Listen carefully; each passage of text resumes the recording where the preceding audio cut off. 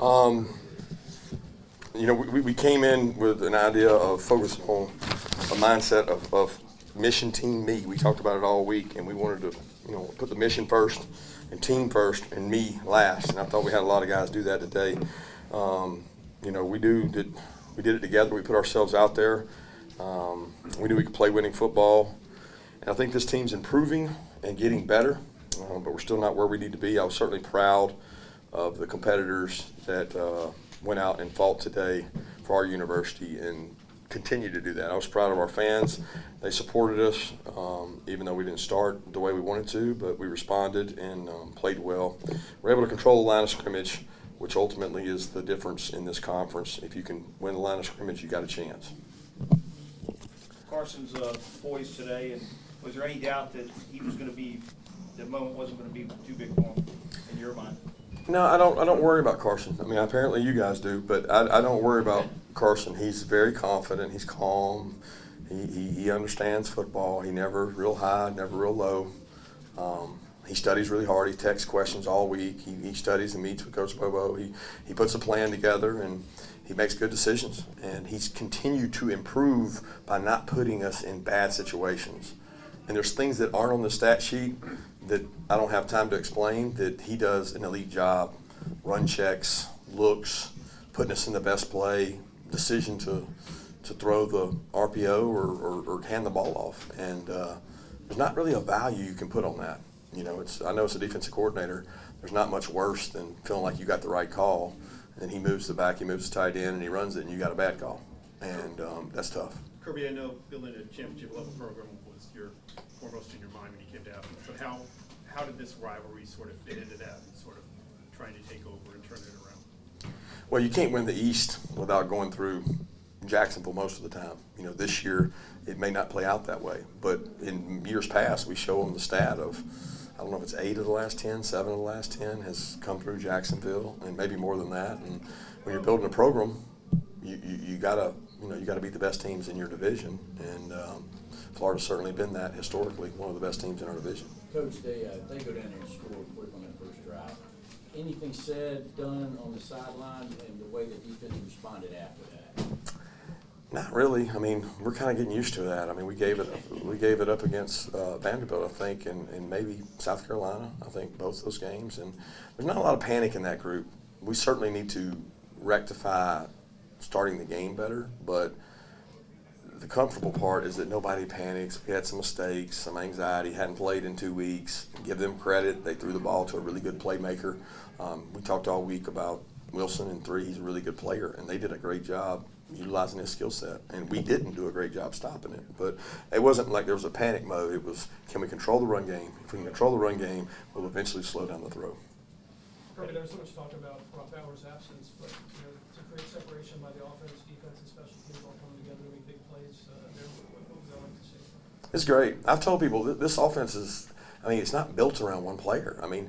Since Bobo was here before and had success offensively, and Todd Monken was here and had success offensively, and Coach Monken left and Bobo came, and it's not built around one player. It's really built around the defense. That's the beauty of it, is that you don't have to have just one guy. Brock is certainly extremely valuable because you can scheme plays to make him the guy. Well, today there were plays we've run with Brock. There was somebody else in those spots, and it's not always Delp. I thought Delp did a tremendous job, especially momentum early in the game, to go up and make that catch that he made. But Brock knows that. Brock's over there to support those guys. Coach, talk about the defense and how it built on defense. That fourth down stop early in the game kind of shifted the momentum. How surprised were you that they went for it there the way they did?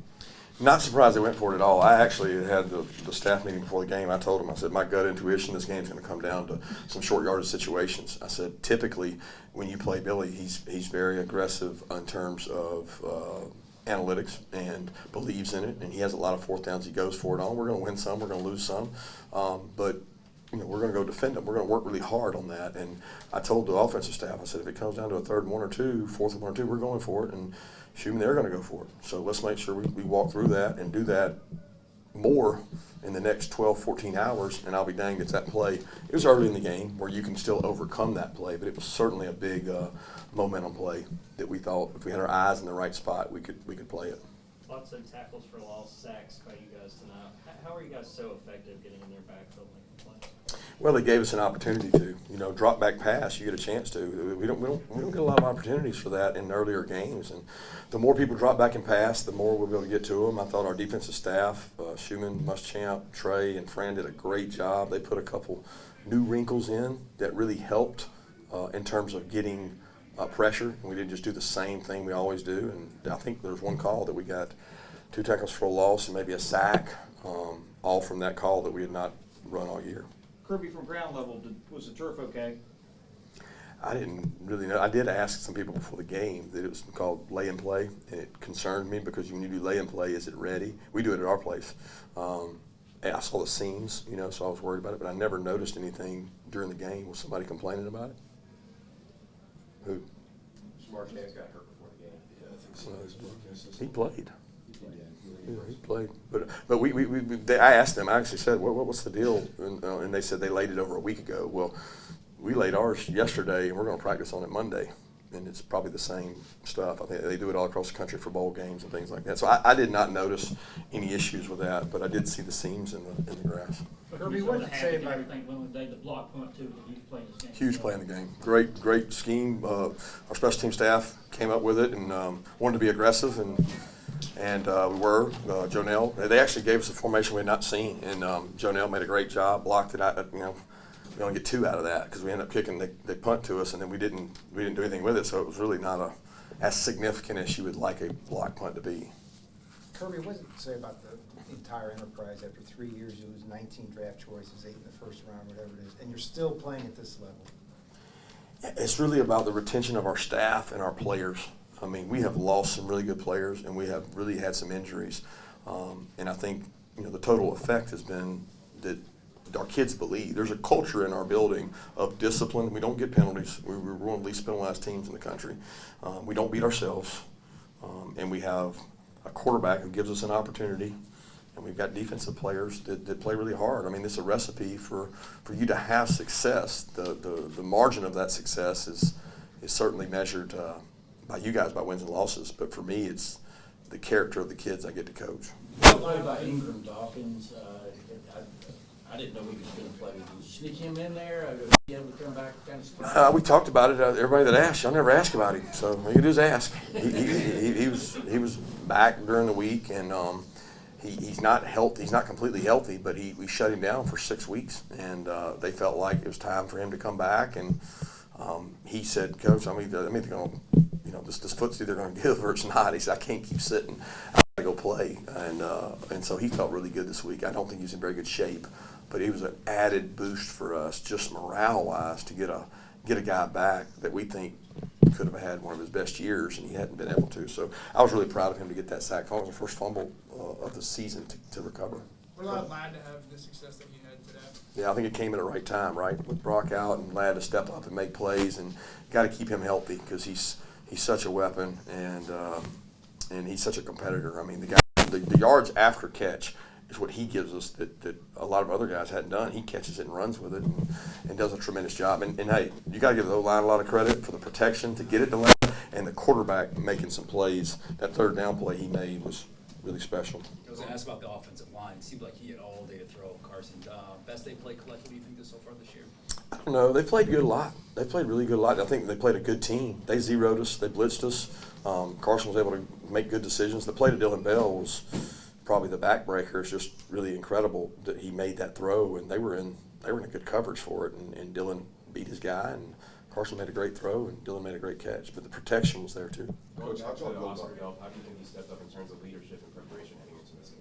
Oscar's great. He didn't feel any more burden. We told him that. He wasn't going to play any more snaps than he normally does. I mean, he was going to go out and compete and work hard. Lawson Lucky gave him a blow, and hey, that's why you recruit guys. You bring them in to play, and I wouldn't say that he's exactly ready for it. He got hit a couple times in the run game, but he's going to have to get ready for it. And I'm not talking about Lawson, not Oscar. Oscar did a tremendous job. He's a very physical blocker, and the one-handed catch he made over on our sideline kind of got momentum going. Kirby, you talk about the offensive line. How close was Amarius to playing? Saw he dressed out. Don't really know. I talked to him a little bit before the game. He felt like he was close, but it wasn't completely ready yet. We'll see again. He gets another week of rehab, and Monroe's getting better with these reps, and Truss is too. Coach, what was the key to Carson's development at a position that doesn't play a bunch of guys the first 3 years? Carson's commitment to getting better. I mean, he had really good coaching. He played in a really good system. He was around really good players, and he watched them. I mean, I honestly think the reps we dedicate to our 2s and 3s all year round make us easier to transition the next year. So I felt great about Carson coming into the season because of the work he had. I mean, we go out and make him go against the one defense, so he plays against good teams. Coach, between the turnover and between the stop on 4th down, how beneficial was that for the offense, not just scoring points, but also building confidence for them? Yeah, the field position battle. I mean, that's just overwhelming. You feel like on defense you're constantly against the wall when the offense walks out there and starts. I don't know what yard line we were on those 2 times, but those were big momentum builders. Why was It's it been about a important month for, since you've been at home, looking ahead how excited you to get back at home, and scheduling-wise, do you kind of like going that long without a home game? I don't care about the schedule. I mean, whatever it is, it is. We just strap it on and go. But it's going to be a big one next week. That's what you're getting at. I mean, that's a really good team. I've always said they're extremely physical, big, tough. Eli does an incredible job on offense. Nobody's playing better offensively right now in the country than they are with their quarterback. So we looked at them in the off week, and we took a day and said, hey, we're going to look at these guys before we move to Florida, and they're good. And they'll be well rested coming into our place. Kirby, I know you probably don't care about Tuesday night, the first set of rankings, but what are you typically doing on a Tuesday night when those come out? Well, we work on all our tape. We watch the practice, and then we go 3rd down, plan, and go over that. I mean, I don't even see it. I get text messages about it and things like that, but we all know the deal. I mean, you got to win the games you play and take care of that. The rest of it is out of our hands. Brock obviously doesn't play today, but he travels with you. Why bring him? Brock obviously doesn't play today, but he still travels with you guys. What does he bring to the team even though he's not able to help? I just wanted to make sure he'd rehab. Put my own eyes on him. Nah, he's great. He wanted to come. He's the spirit of this team. I mean, for this guy has been at every meeting. He was at the punt walkthrough today. I mean, he goes to everything, and he's front and center, on time, ready to go, and still gets all his rehab done. So, I mean, that's just the kind of kid he is, and everybody looks at him like, we've had other guys get that injury and they disappear for weeks and come back. He ain't missed anything. He loves football and he loves his team. Coach, I know you don't care about the outside noise. Every week it seems like the National League's picking a team to upset Georgia. Yeah. How do you keep that from seeping into the locker room for the guys if they're listening to that outside noise? I don't even hear it. I mean, I literally don't, so I don't address it. I think they may hear it because they're on their phones 24/7, and it bothers me that they may hear that, or they may feel anxiety, they may feel pressure from this, win thing. At the end of the day, the quickest way to lose it is think about that. So when you think about attacking somebody and coming after them every play, and with a mindset of Friday the 13th, they can't kill Jason. He keeps coming back, man. Like you got to keep going that way and think that way aggressively, so you're not paranoid about that. And I don't see it or hear it, but I know it's out there. Somebody texted me before the game. It's like all these people predicting that we're not gonna, we're not gonna win today, and I'm just like, golly, where's that coming from? Supposed to be my friend. He didn't like to recruit though, so that's all it gets him. Let's take 2 more questions. Coach, I know he's not by y'all, but as far as Dejon Edwards goes, do you think he's one of the more underrated running backs in the league? I think he's an unbelievably tough kid that runs really hard, has great vision and balance. People hate tackling him, and he plays behind a really good offensive line and a good offense, and he makes the most of it. You've not met a more durable, tough. I mean, he picked up a blitz today, and he threw it up in there.